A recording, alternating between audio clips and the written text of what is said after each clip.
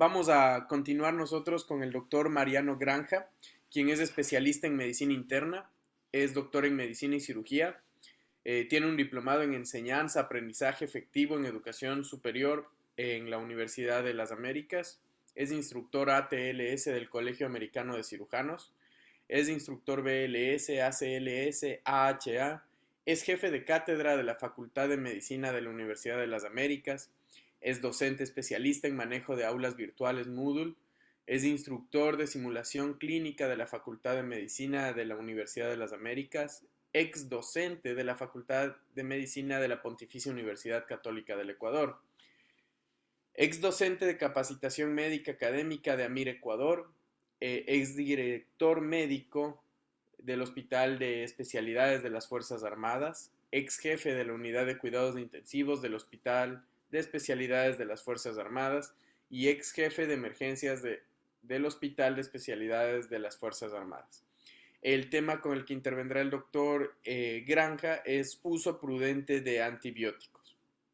Bienvenido, doctor Granja. En este momento usted puede compartir su pantalla y activar su micrófono para su presentación.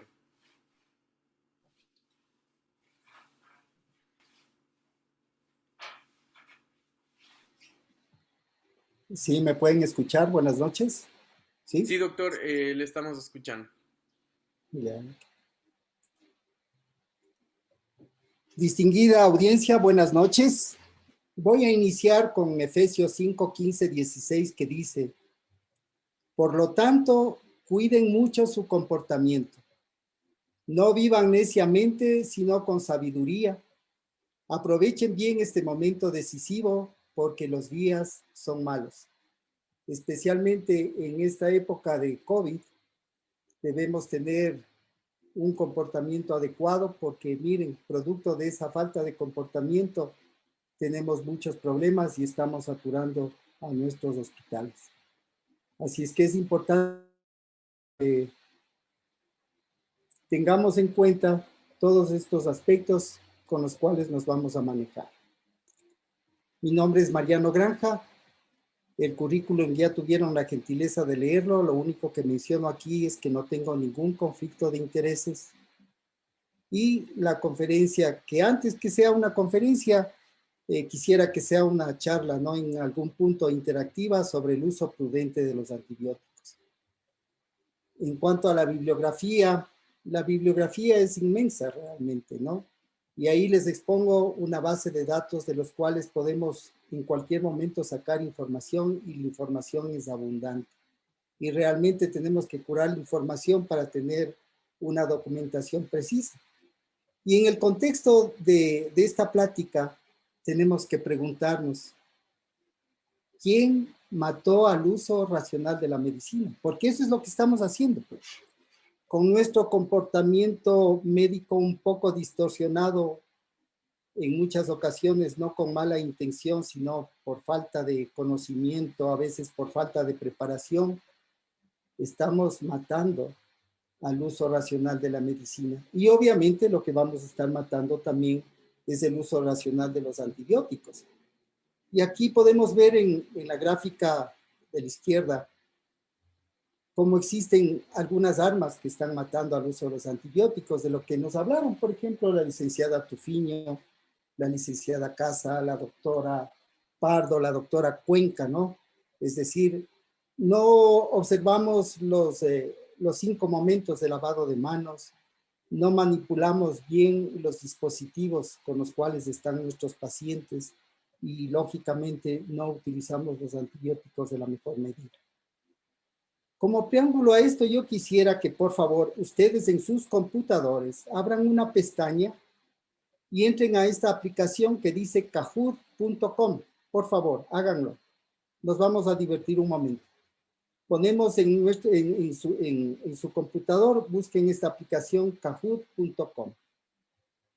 Y una vez que tengan esta aplicación, ustedes van a introducir este código: 411-9118. Sí lo pueden ver, ¿verdad? 411-9118. ¿Sí lo pueden ver?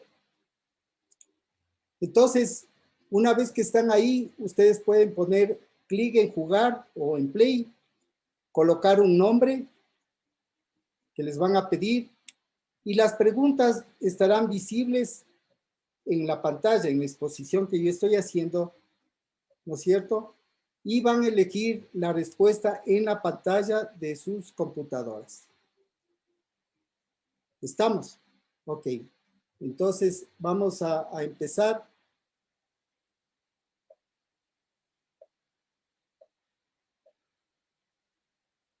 Doctor, perdón, un segundito. ¿Será que usted me puede ayudar el código para poner en el chat para que la gente pueda, Ya, pueda verlo?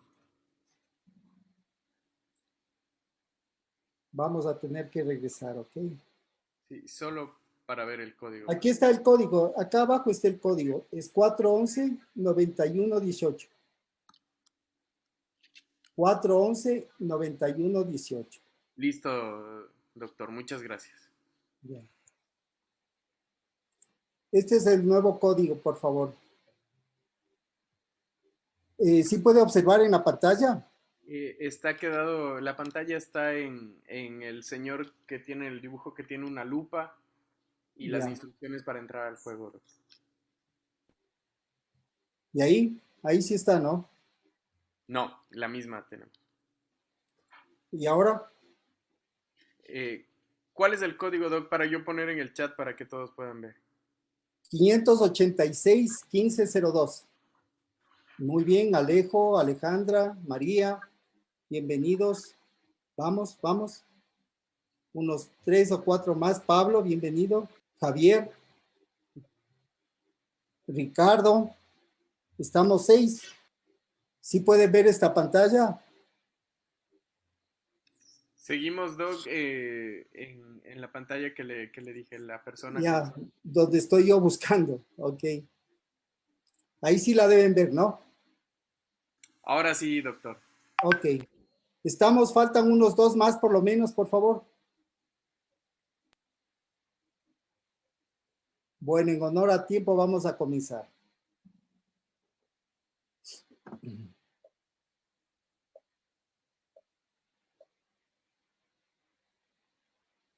¿Cuál de las siguientes es la terapia apropiada para una infección de vías urinarias no complicada?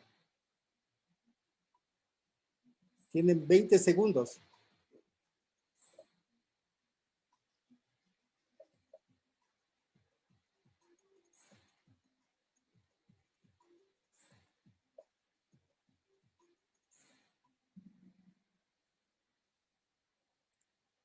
Ok. Entonces, miren, tenemos 2 respuestas válidas, 2 respuestas de, 3 respuestas equivocadas. Entonces, tenemos que reflexionar sobre esa pregunta, por favor. La siguiente. Vamos, Alejo, con 835. Vamos a la siguiente pregunta. ¿Cuál de los siguientes no es un aminoglucósido?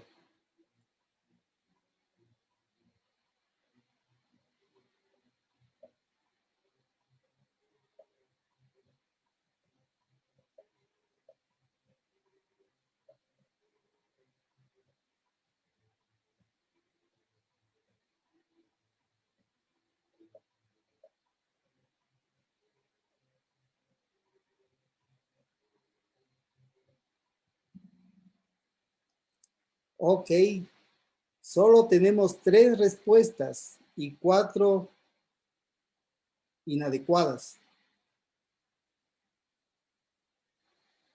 Vamos, Alejo sigue en la punta con 1682 puntos. Vamos a la última pregunta.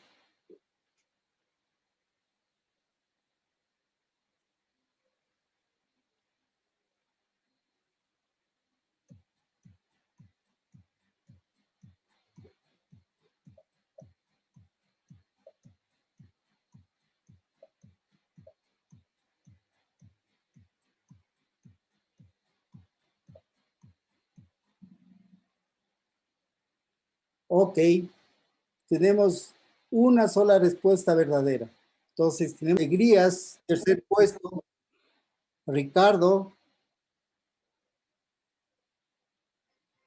y Alejo es el ganador. Bravo, un aplauso para Alejo, para Solange y Alejandra también que intervinieron. Es importantísimo esto, ¿no? Veamos. ¿Cuál de los siguientes antibióticos no es un beta-lactámico? El 10%, solamente el 10% contestó correcto. La segunda, ¿cuál de las siguientes es la terapia apropiada para una IBU no complicada? Apenas el 20% contestamos de manera correcta. Y la tercera pregunta, ¿cuál de los siguientes no es un aminoglucósido? Contestamos el 30%. Entonces, por favor, tenemos que ir a reflexionar y vamos por terminado el juego y así hemos tenido una buena introducción. Entonces, volvemos al amiguito del Kahoot. ¿Se puede ver esta pantalla o no? Tampoco. Estamos viendo la pantalla de los resultados, doctor.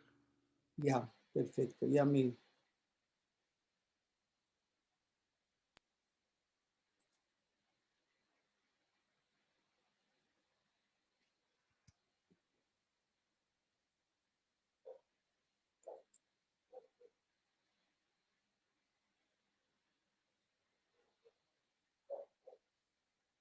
Ok. Ahora sí debemos ver, ¿no es cierto? Donde iniciamos. ¿De acuerdo? Sí. Bien. Entonces, ya entrando en materia después de este tenso relax que hemos tenido y aprovechando el tiempo que nos dejó el doctor Ariel, tenemos que partir del concepto de la Organización Mundial de la Salud, definiendo el uso apropiado de los antimicrobianos o antibióticos. Es el uso costo efectivo de los antimicrobianos, maximizando su valor, su uso terapéutico, minimizando sus efectos tóxicos o adversos y, lógicamente, minimizando el desarrollo de resistencia. ¿Con qué propósito? Con el propósito de disminuir el riesgo de infecciones resistentes e intratables. ¿Por qué razón? Porque aproximadamente para el año 2050, de acuerdo a la Organización Mundial de la Salud, si seguimos con el uso inadecuado de los antibióticos, 10 millones de muertes cada año se producirán por una resistencia a los antimicrobianos.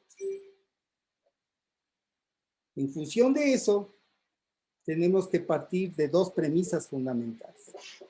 Los antibióticos son avances de la investigación farmacéutica para mejorar la salud de la población. Y justo lo que nos dijo el doctor Ariel, en los años 70, 80 fue el boom de los antibióticos. Hoy la industria, por alguna extraña razón, está estancada en la producción de nuevos antibióticos. Y si así se produjeran esos nuevos antibióticos, tenemos que pensar en el contexto socioeconómico de nuestro país, de nuestra realidad, y no solo de nuestro país, sino de Sudamérica, ¿no?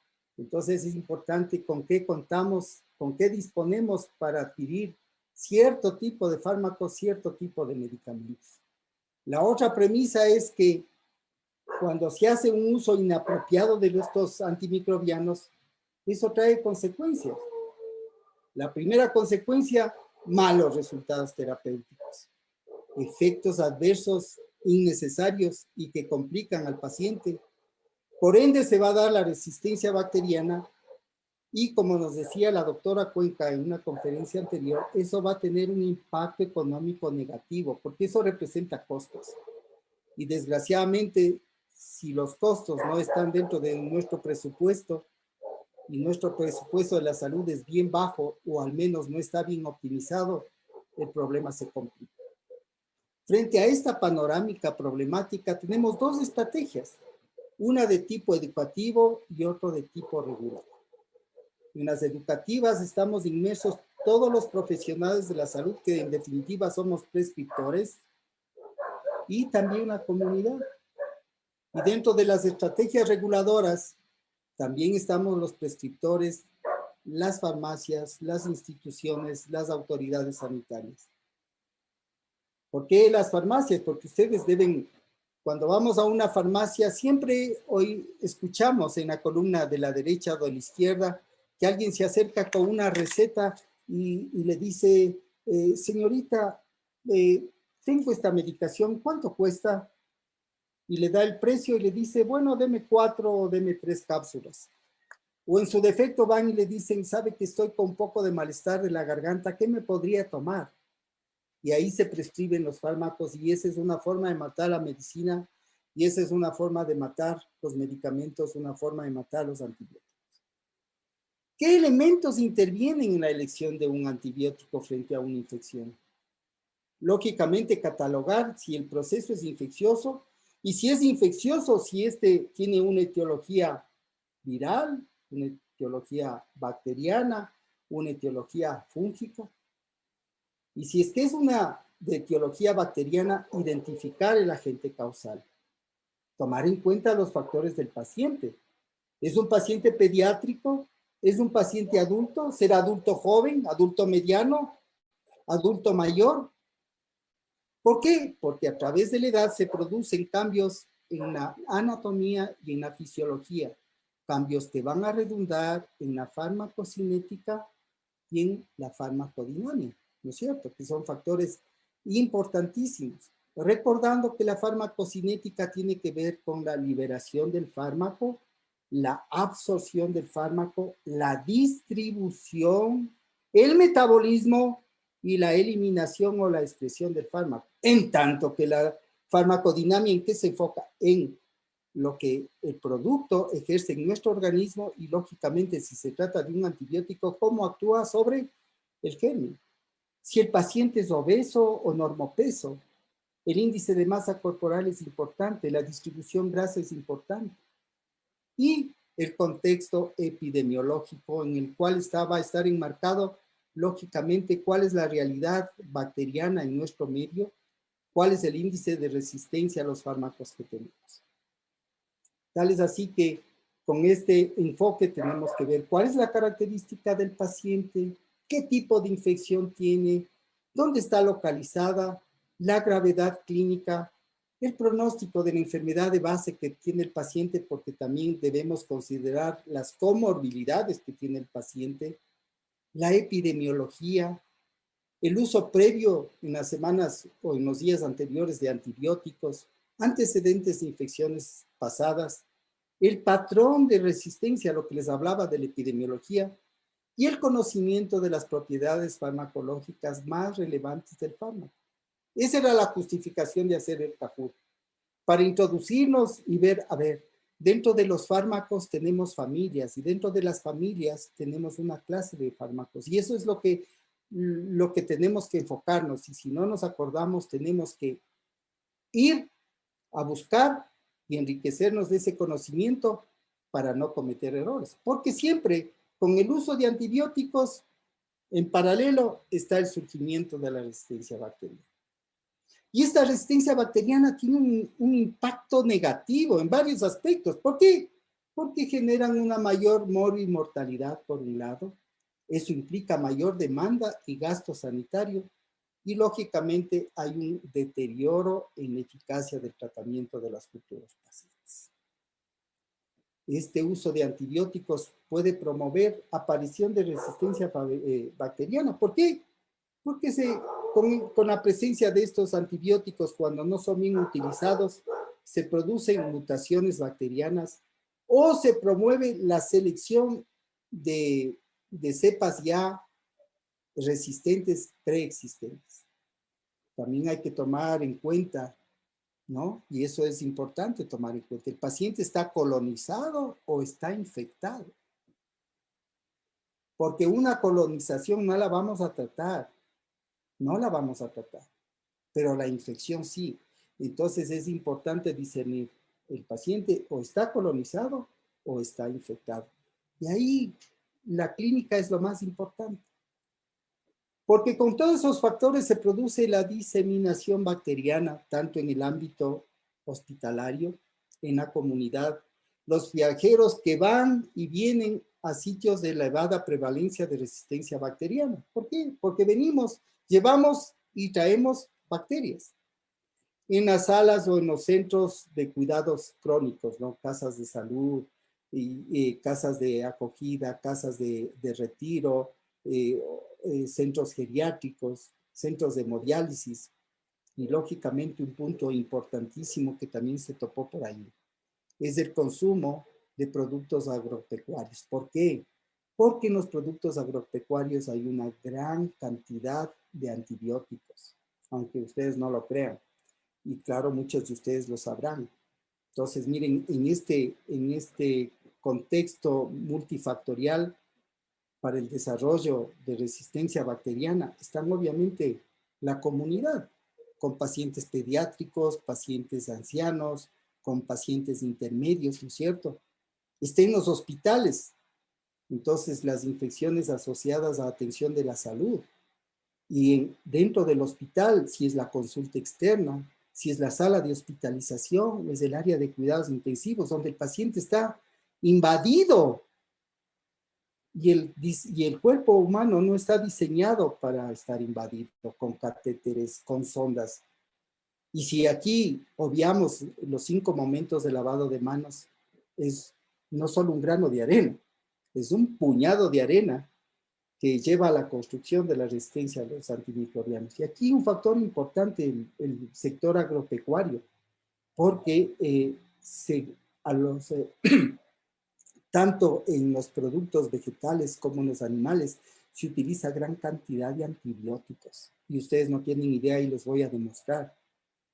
Miren, un dato interesante, ahí están las huellas de los pies, ¿no es cierto? Entonces, estas huellas de los pies que se llaman el antibiotic footprint.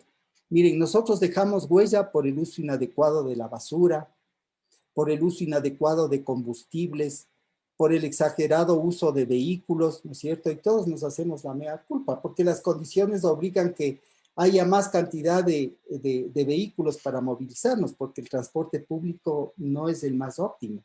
¿Y eso qué hace? Deteriora la ecología, deteriora el medio ambiente, cambios climáticos que estamos viendo. Gracias a Dios, nuestro país es bendecido. Miren lo que pasa en Europa, temperaturas altísimas, hay tornados, hay tormentas, hay deslaves. Aquí lo tenemos, pero comparado a lo que sucede en Europa o lo que ha sucedido en Canadá, es mínimo. Así también dejamos una huella de nuestro accionar en la atención de salud. ¿Por qué? Entre otras cosas, por el uso importante de antibióticos y en el área agropecuaria, como ustedes no se pudieran imaginar, se consumen toneladas métricas de antibióticos. Y por esto ese antibiotic footprint nos permite ver la cantidad de consumo de antibióticos que está asociado a actividades humanas por consumo directo, ¿no es cierto?, por consumo en los hospitales y por consumo en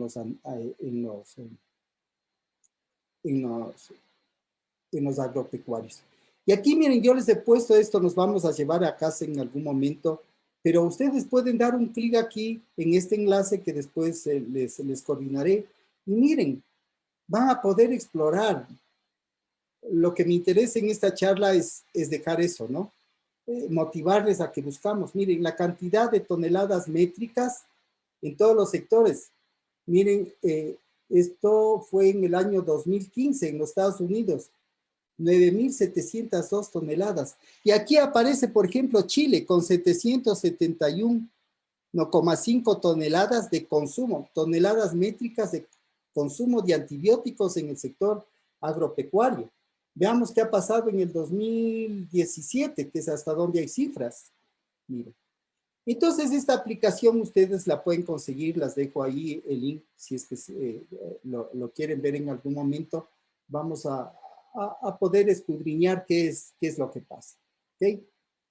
Entonces, vamos a lo siguiente. Este uso inapropiado de antibióticos, con todo el contexto que vamos dejando, se produce tanto a nivel extra hospitalario, es decir, en la comunidad, y en el intrahospitalario, como habíamos dicho. En la comunidad, ¿por qué?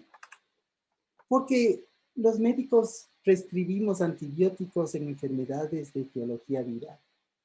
Sí, o sea, nos asustamos un poco, estoy hablando en general, ¿no? Y damos antibióticos donde no corresponde. Aparte de eso, hay ausencia de regulaciones en la venta y en la autoprescripción. Por otro lado, en el hospital, y eso tomen con pinzas, por lo que les voy a decir. Utilizamos esquemas combinados. No es que no se los deba utilizar. Se los debe utilizar cuando hay la indicación precisa. La indicación consensuada. No tenemos que ser necios, tenemos que ser sabios. Y en estos días difíciles tenemos que andar con pies de plomo. Y ahí lo que nos mencionaba la doctora Pardo sobre la conformación de comités de infectología, donde tenemos que trabajar en equipos y a lo mejor yo como internista, como intensivista, tengo una infección y tengo alguna duda, voy a recurrir a alguien que sabe un poco más, al infectólogo, al epidemiólogo, voy a consultar con microbiología y en consenso vamos a establecer si un esquema combinado vale la pena o no. El uso de antibióticos de amplio espectro, a veces somos muy novelescos, ¿no? O sea, no novelescos, sino muy nobles en el sentido de que, no, este fármaco es el que ha salido y esto lo vamos a utilizar y no es lo adecuado. Y la falta de desescalación, es decir, que si nosotros estamos utilizando un antibiótico potente y tenemos el resultado del antibiograma de cultivo, tipificada la bacteria y tipificada la sensibilidad, tenemos que bajarnos. Pero eso nos cuesta trabajo. Es fácil decirlo, pero en la aplicación práctica es difícil. Entonces, con todo este panorama, yo les he señalado ahí unos 11 criterios para el uso prudente de antimicrobianos. No nos vamos a llenar, no considero que sea el escenario para hablar de tal o cual antibiótico, pero de una manera general, saber el esquema, cuáles son los criterios que debemos mantener para el uso prudente de antimicrobianos. ¿No es cierto? ¿Cuál será el primero de ellos? Busquémonos un puntero por aquí. Tratar con antibióticos las infecciones de presumible etiología bacteriana. Eso es importante. Establecer si es bacteriana y si es bacteriana, qué germen. Para eso necesitamos conocer a la bacteria que está más frecuentemente involucrada y cuáles son los patrones de resistencia locales. Es importantísimo conocer eso. La dosis, la frecuencia, la vía de administración tienen que ser adecuados. Tratar por tiempos adecuados. Entonces ahí siempre es importante las 4 Ds, ¿no es cierto? ¿Qué droga? O sea, ¿qué antibiótico? ¿En qué dosis? ¿Cuál va a ser la duración del tratamiento? ¿Y cuándo nos vamos a desescalar? Eso sería en definitivo, ¿no es cierto? Entonces, esos puntos son importantes tomar en cuenta. Por ejemplo, la vía oral es una vía expedita cuando el paciente y las condiciones de esto lo permiten. Pero a veces tenemos la tendencia de ir directo a lo parenteral porque nos sentimos quizá más seguros o porque nos dejamos persuadir del paciente que le dice, doctor, no sabe qué, a mí directo una inyección, directo a una inyección. Pero tenemos que educarle a nuestro paciente que la vía oral y con las condiciones que debemos tomar para cada fármaco, tomando en cuenta la farmacocinética, prescribir por vía oral. Lógicamente, cuando el paciente va a hospitalización y depende de la gravedad, tenemos que dar la vía intravenosa por razones obvias, ¿no es cierto? El otro punto, tratarte por tiempos adecuados. ¿Cuál era la tendencia que teníamos o que seguimos teniendo? Tratar el mayor número de días, serán 7 días, serán 10 días, alguien dice 15 días, pero los estudios están demostrando que más corto es mejor, ya lo vamos a ver. El otro punto que también ya lo topamos, tratar la infección, más no la colonización. Adaptar el antibiótico al microorganismo que hemos aislado, es decir, desescalar. Y ahí también tenemos que ajustarnos los pantalones para tomar una decisión.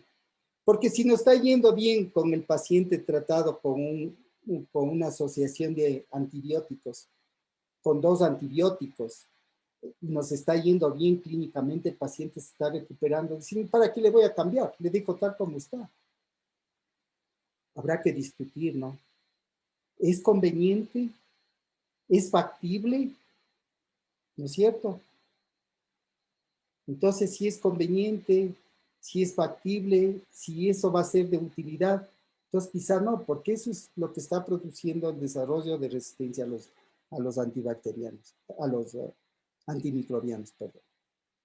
Entonces eso implica seleccionar el antibiótico con menor potencialidad de promover resistencia bacteriana o de promover ya cepas preexistentes con resistencia.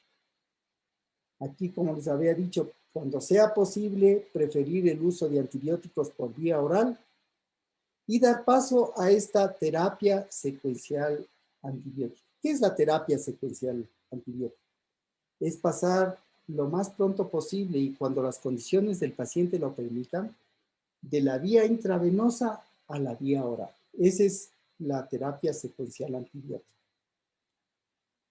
Como habíamos dicho, el uso racional de la terapia combinada, o sea, de la asociación, no por asociar y asociar, o sea, tenemos que ver la realidad, o sea, no solamente el aspecto terapéutico, no solamente el aspecto farmacológico, sino también el aspecto clínico del paciente y el aspecto ecológico y saber con qué realidad contamos. Obviamente vamos a disponer para ir cumpliendo todo esto, disponer de guías.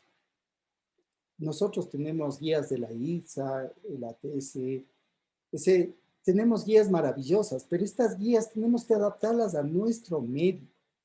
Y dentro de nuestro medio, esas guías tienen que ser adaptadas para cada uno de los pacientes. Acuérdense, y ese es un principio que siempre recalco, no tenemos enfermedades si no tenemos enfermos. Una neumonía no es lo mismo en Mariano Granja que una neumonía en Juan Pérez, ¿no? Tiene su comportamiento estándar, su patrón de comportamiento, pero va a tener su particularidad de acuerdo al paciente en el que se está desarrollando. Eso es importante tomar en cuenta. Porque ¿qué? Si la guía me dice, o sea, la guía no tiene que ser rígida, ¿no? Sino que tiene que ser, y tomar en cuenta siempre la farmacocinética y la farmacodinámica. Las vacunas, importantísimas. Al menos de nuestro medio, las vacunas, hay que prestar un poco más de atención.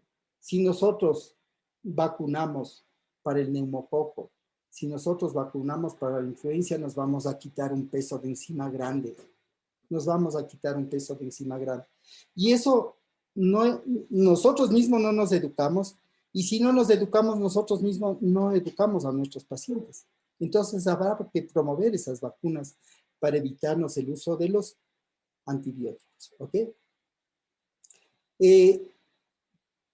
¿Qué puntos hay que tomar para esta terapia secuencial antibiótica? Hay patologías, infecciones, digamos, que las permiten y otras que no las permiten.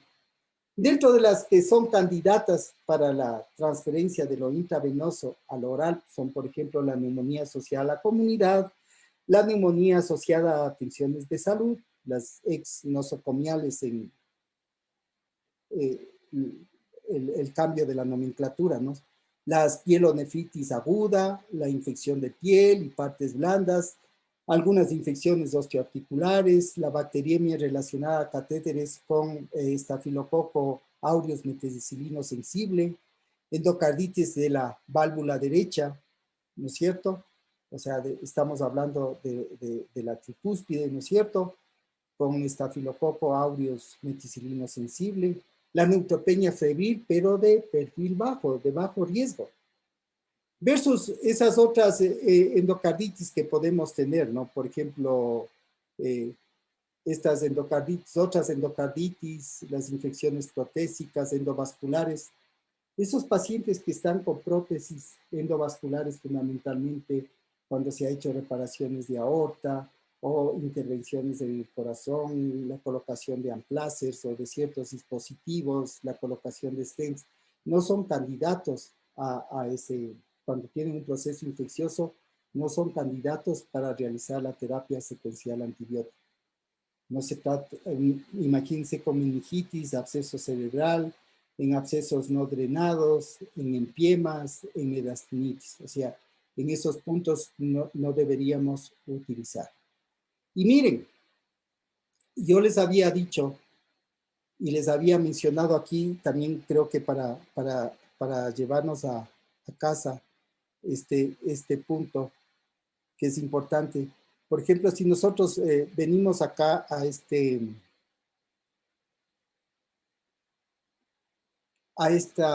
dirección, todo está escrito. Miren, en el Lancet, si vamos a esta página, abrimos el Lancet, miren, vamos a tener un montón de información con respecto a la información de pares de antibióticos que evaden la resistencia concurrente de los antimicrobianos. Entonces, miren, aquí tenemos toda la información que nosotros queramos sacar. Entonces, eso yo les, sí, seguramente ustedes lo tienen o a lo mejor tienen algo mejor de lo que yo les propongo, pero aquí tienen, de todo está escrito. Entonces, eh, realmente lo que yo les quería hacer reflexionar es que nosotros, si tenemos ante la duda, tenemos que buscar los medios con los cuales nosotros podamos intervenir. Otro artículo, por ejemplo, miren, este es un estudio nacional, ¿no? Es publicado por el Ministerio de Salud, por el INSPI. Entonces, sobre la resistencia antimicrobiana. Y aquí tenemos los datos de los hospitales y centinelas aquí en el Ecuador, con vigilancia de la resistencia antimicrobiana. Eso de utilizar siglas es un poco complicado, ¿no? Esto es resistencia antimicrobiana, pero los RAM también son reacciones adversas medicamentosas. Entonces, ojo, hay que tener cuidado. Aquí están todos los hospitales, miren, los estudios que se han hecho, que en honor al tiempo no nos podemos detener. Pero, por ejemplo, miren, el número de gérmenes aislados, la Escherichia coli, por ejemplo, del 2014 estaba en el 58%, en el 2015 subió al 64%, con las medidas que se han tomado en el 16 al 63%, en el 2017 el 61%, pero sigue siendo un porcentaje alto. Y así tenemos con Klebsiella.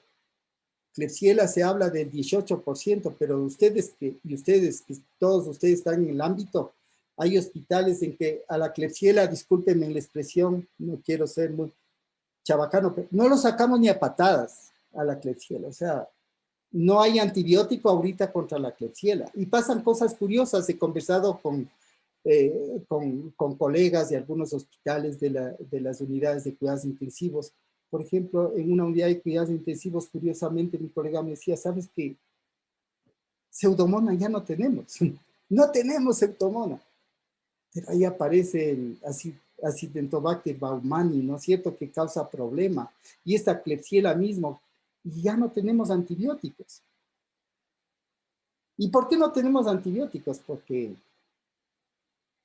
no tenemos. Entonces, miren, una es la parte académica, que es la que debemos saber, pero esa parte académica tiene que estar ligada con la realidad, qué es lo que tenemos, y con eso manejarnos. Por ejemplo, miren, hay antibióticos viejitos, súper viejos, de la época de los 69, un poco más abajo inclusive el colistín. El colistín resurgió nuevamente, resurgió, y como resurgió para tratamiento de infecciones por gram negativo, se le comenzó a utilizar colistín, colistín, colistín. Y ahora el colistín no le hace cosquillas ni a la E. coli, exagerando. Y aparte de eso, que es un antibiótico caro. Entonces tenemos que jugarnos con todas esas, con todos estos asuntos, ¿no? Entonces, y aquí les mencionaba, lógicamente, algo importante, por ejemplo, esta cartilla, miren, del análisis acumulado de resistencia antimicrobiana del periodo de enero a diciembre del 2020 en el área de microbiología de los hospitales del IES, de todas las casas de salud del IES, tanto hospitalarias como ambulatorias.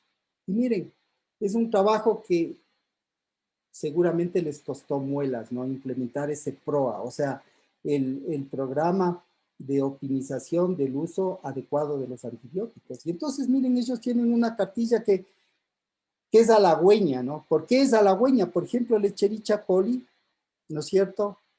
Hay un 81% de resistencia a la ampicilina. y a la amoxicilina, pero sigue siendo sensible a la nitrofurantoína, a la fosfomicina, a la ampicilina surfactán, a la gentamicina, que miren que la gentamicina también esa medio feíta que se le dejó ahí porque apareció dentro de los aminoglucósidos, después de la más vieja, la streptomicina, después apareció la la micacina, ¿no es cierto? Entonces la micacina y le hizo a un lado a la gentamicina. Y quizá eso de hacerle a un lado a la gentamicina ha hecho que la gentamicina otra vez, bueno, decir, oye, yo estoy aquí, entonces va a ser de utilidad.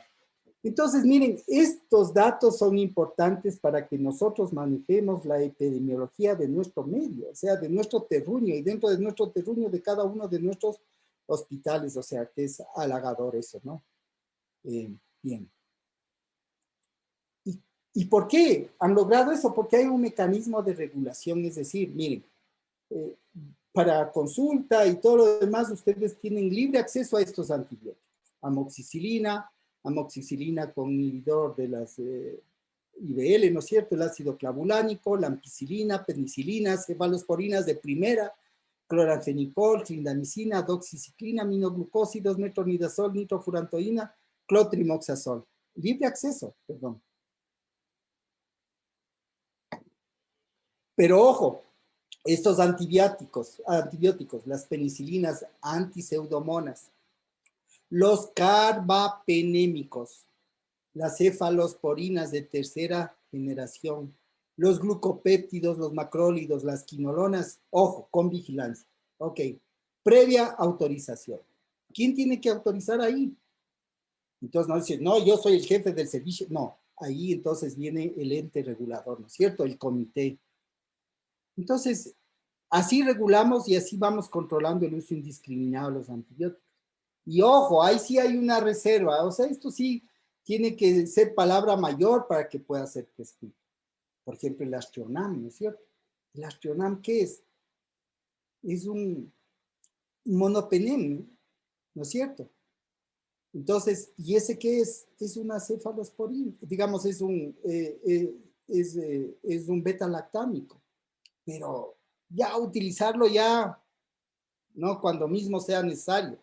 Igual las cefalosporinas de cuarta generación. No se diga las de quinta, la daptomicina, la fosfomicina intravenosa que no tenemos en el país. Ojo, en Pasto para arriba, en Colombia sí lo existe. Aquí tenemos para uso oral, granulado, en polvo y también en cápsula.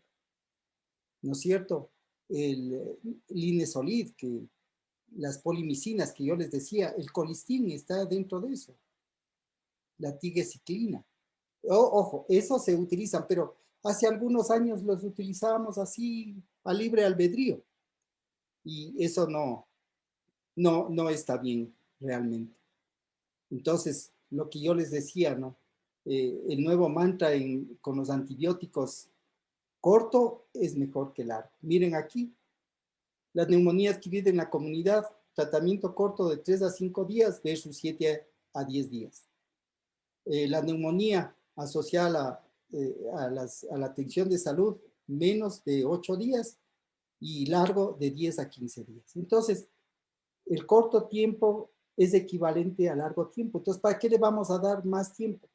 Al dar más tiempo, más riesgo de resistencia bacteriana, más costo, más estancia hospitalaria. Entonces, realmente, como nos decía la doctora Cuenca, todo es costos. O sea, tenemos que ver, esa es la realidad. Y si nosotros nos ponemos en nuestro hospital, no tenemos recursos. O sea, que si tenemos una lista de antibióticos nuevos, hasta difíciles de pronunciarlos, porque tenemos que ser reales en eso. Si es difícil pronunciarlos, imagínense en lo que significa comprarlos, adquirirlos. Entonces, bibliografía, ustedes pueden consultar, hay artículos, pero hasta el cansancio, uno se puede sentar solamente a buscar artículos y destinar un tiempo libre para irlos leyendo, irlos asimilando, irlos meditando, ¿ok? Entonces, en los aspectos terapéuticos, ¿qué es importante en la terapéutica? Porque la terapéutica significa el manejo del fármaco, pero en el manejo del fármaco tenemos que contar a qué tipo de paciente le vamos a dar. Porque a veces somos fáciles, tomamos la receta y prescribimos. echamos un ojo al bolsillo del paciente de una manera adecuada, ¿no es cierto? Es igual que cuando prescribimos una dieta, ¿no? Mire, usted tiene que hacer una dieta DASH o una dieta mediterránea, ¿no? Entonces yo a veces los colegas le digo, ¿y tú consumes una dieta mediterránea? ¿O tú si tienes que comprar este fármaco lo comprarías? Entonces no pensamos en eso. Entonces por eso la adherencia es inadecuada. Y con una adherencia inadecuada, tratándose de antibióticos, también bien, eso va a contribuir al uso inadecuado de los mismos. Y aquí, por ejemplo, miren, otro recurso que les pongo aquí, es de la Organización Mundial de la Salud. Si nosotros entramos ahí, igual encontramos maravillas, maravillas académicas que ustedes pueden leer y aprendemos muchas cosas, ¿no? Selección de medicamentos esenciales. Por ejemplo, esto deberíamos tener, todos deberíamos tener en nuestra práctica la guía de la buena prescripción médica. Si tenemos esa guía de la buena prescripción médica para todos los fármacos, vamos a ganar bastante y nuestros pacientes van a ser los que van a usufructuar esa ganancia académica y esa ganancia profesional. Entonces, todo está escrito, no está bajo nada oculto bajo el sol. O sea, Dios nos ha dado ese privilegio, o sea, nos da tribulaciones, pero también nos da la solución. A veces nos tardamos en buscar la solución. Entonces aquí tenemos todo, ¿no? ¿Cómo vamos a manejar? Y miren este gráfico que es interesantísimo. Cuando tenemos que primero identificar el problema. Una vez que está identificado el problema, ¿cuáles son los objetivos terapéuticos que queremos lograr? ¿Y con qué? La sustancia escogida, la sustancia P, debe ser eficaz, debe ser segura, debe ser, el costo debe ser manejable y es o no es conveniente. Eso es importante tomar en cuenta. ¿Ok? Los aspectos farmacológicos, el mecanismo de acción bactericida, bacteriostático, los fármacos que son dosis dependiente, los que son tiempo dependiente, elegir los intervalos terapéuticos, la duración del tratamiento. Aquí, por ejemplo, una lista de efecto concentración dependiente. O sea, los que necesitan una buena concentración para alcanzar una concentración inhibitoria mínima adecuada. ¿Cuáles son los aminoglucósidos? Las quinolonas, el metronidazol, la daptomicina, la vancomicina. En cambio, los que son de tiempo dependiente, es decir, cada 6 horas, cada 8 horas, cada 12 horas, los beta-lactámicos, ¿no es cierto? La eritromicina, la claritromicina, las oxalidinonas, que son el linezolid, entre otros, los glucopéptidos, que aparte de la vancomicina existen otros como la daptomicina, la colistina, la rifampicina, las tetraciclinas, las streptograminas, ¿no? Esos antibióticos medio raros como son la quinupristina. Bien. ¿Cuáles son bactericidas? ¿Cuáles son bacteriostáticos? Bactericidas, lo concreto, van a destruir la pared y la membrana celular, punto. Por eso es un bactericida, ¿no es cierto? Y ahí está la lista que huelga repetirlas porque ustedes la están viendo y la están leyendo. Y los bacteriostáticos, ¿dónde van? A inhibir la síntesis de la proteína. Entonces, generalmente en infecciones graves lo importante es matarle, o sea, tiene que ser un bactericida, un killer ahí. En cambio, hay otras que, de acuerdo al estado inmunológico, las condiciones del paciente, pueden frenar la infección. Y a veces hay que hacer una asociación, la sinergia, ¿no es cierto? La sinergia, buscar los mecanismos distintos para tratar de lograr un mayor efecto con el uso de esta asociación. ¿Por qué? Porque estas bacterias tienen escudos protectores, ¿saben? Cada vez van ilustrándose más, así como nosotros leemos, las bacterias también van leyendo y cambiando su RNA y eso va determinando que vayan cada vez haciéndose cada vez más resistentes. Y nosotros colaboramos, ¿por qué? Porque les bombardeamos a las bacterias innecesariamente y las bacterias ya van desarrollando una estrategia de defensa. Entonces, miren, aquí tenemos un arsenal y ahora que la violencia está de moda en nuestro país, desgraciadamente, así como tenemos un arsenal de armas, tenemos un arsenal de antibióticos. Armas, miren, de todo calibre y armas de uso sofisticado, otras de uso simple, pero hay que saberlas utilizar. Porque si no sabemos utilizar es como este niño tratando de manipular ese revólver que es un Smith Wesson, ¿no es cierto? 45, como para matar un búfalo. Entonces, nosotros cuando no estamos preparados para manejar este arsenal terapéutico es como un niño jugando con un arma. Y a las pruebas me remito. Miren, en el COVID hemos podido ver muchas de nuestras deficiencias. Han salido a flote, desgraciadamente, nuestra falta de sensibilidad, nuestra falta de solidaridad. Y miren cómo prescribimos. O sea, no quiero juzgar, pero porque esto también es mea culpa de todos nosotros, ¿no es cierto? A lo mejor yo prescribí, miren, le damos a un paciente cefepime, una zinc, levofloxacina, entre otros, miren, dexametasona, bueno, no son antibióticos, pero miren, lo que es cefepime, uracin, levofloxacino, aquí megacilina, un frasco con complejo B en solución, dice en chorro, 10 gotas por minuto. A eso es lo que me estoy refiriendo con mis colegas. A esto. Miren, aquí, vancomicina. Si yo en mi trayectoria profesional la vancomicina a lo mejor lo he utilizado con los dedos de la mano, tratando de enumerar, pero aquí la vancomicina como la citromicina, por Dios, ¿cómo utilizamos la citromicina? Es de espanto. Y al que es y al que no es le damos acitromicina, ceftriaxona, entre nombre más raro, mejor. Entonces, no es justo que eso esté pasando. Y cuando tenemos duda, acudamos al CDC, ¿no es cierto? Aquí yo les pongo estas guías también para llevarnos a casa, si es que no la tienen, ¿no?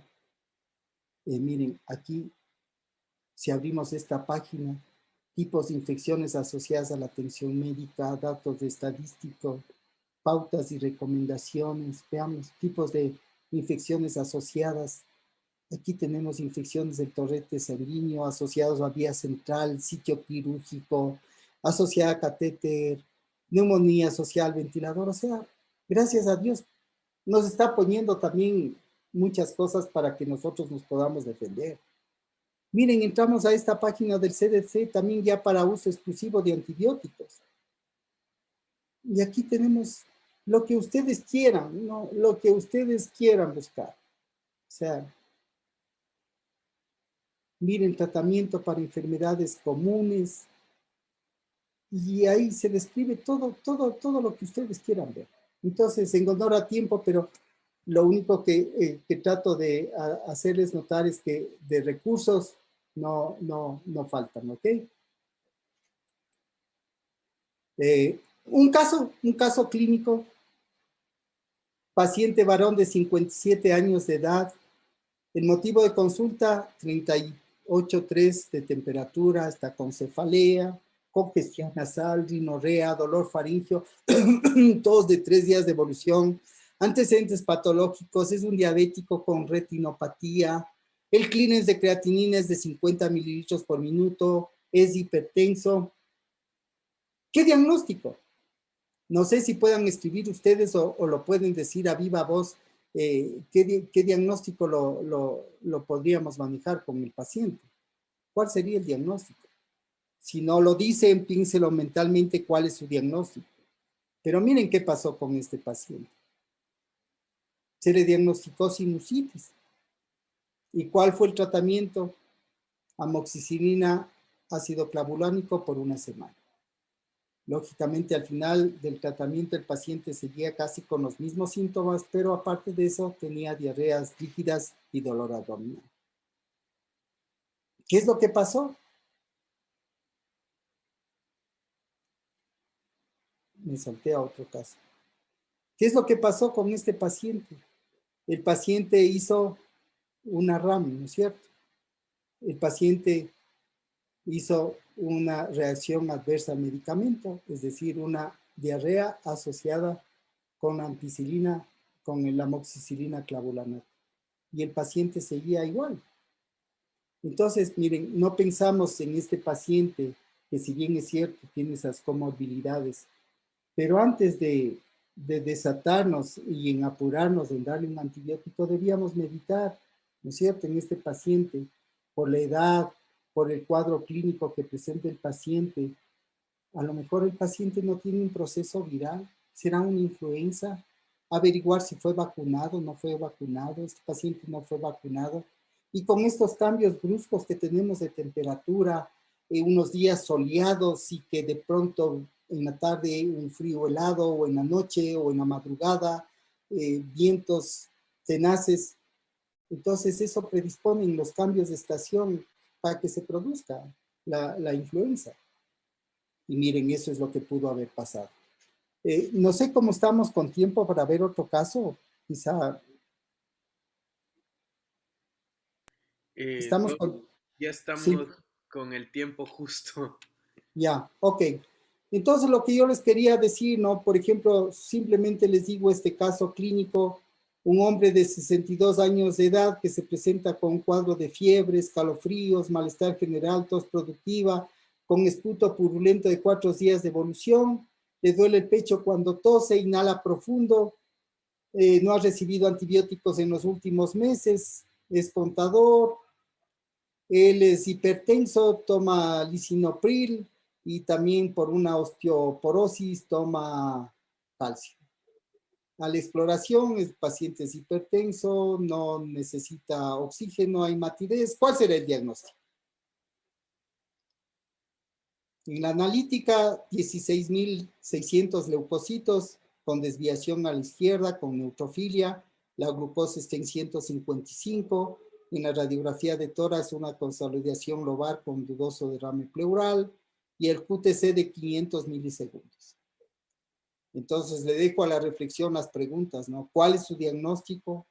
¿Cuál es el posible espectro bacteriano? ¿Qué antibióticos utilizaría como tratamiento empírico en este paciente? ¿Qué antibióticos utilizaría como tratamiento empírico si el paciente está hipoxémico y requiere ingreso a piso?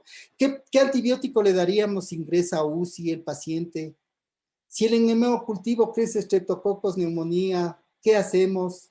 Si hacemos a lo mejor un antígeno urinario y descubrimos que tiene legionela, ¿qué utilizamos? ¿Ok? Entonces esas serían las preguntas y para concluir únicamente decir que las consecuencias del uso inadecuado de antibióticos, que generalmente es por exceso, son de tipo clínico, como hemos visto, ecológico y obviamente económico. Por lo tanto, la indicación de antibióticos debe ser un acto responsable, fundamentado en conocimientos y en principios de uso bien establecido. La educación dirigida tanto a los prestadores de salud como a la población en general es una intervención necesaria y prioritaria para promover el uso racional y responsable de los antibióticos. ¿Ok? Entonces, con esto realmente lo que quiero es darles las gracias al comité organizador por permitirme estar aquí y gracias a ustedes por la paciencia que han tenido, por los exabruptos tecnológicos, que no le culpo al computador, que a veces le culpamos al sistema, el culpable soy yo, por lo cual les pido disculpas. Gracias. Muchas gracias, doctor, por esta conferencia. Si es que hay espacio para una pregunta, Pablo Claro. Espinosa la formula. Nos dice, ¿cómo se debería trabajar con pacientes con agentes etiológicos pan resistentes? Y si se suma oncológicos, ¿qué se debe hacer? ¿Cómo se puede trabajar? Y si tiene esta bacteria colonizada, ¿se puede dar de alta hospitalaria? Bueno, es una pregunta bastante compleja, ¿no? Y miren, con lo que yo les decía, esa pregunta teníamos que someterle al comité, ¿no es cierto?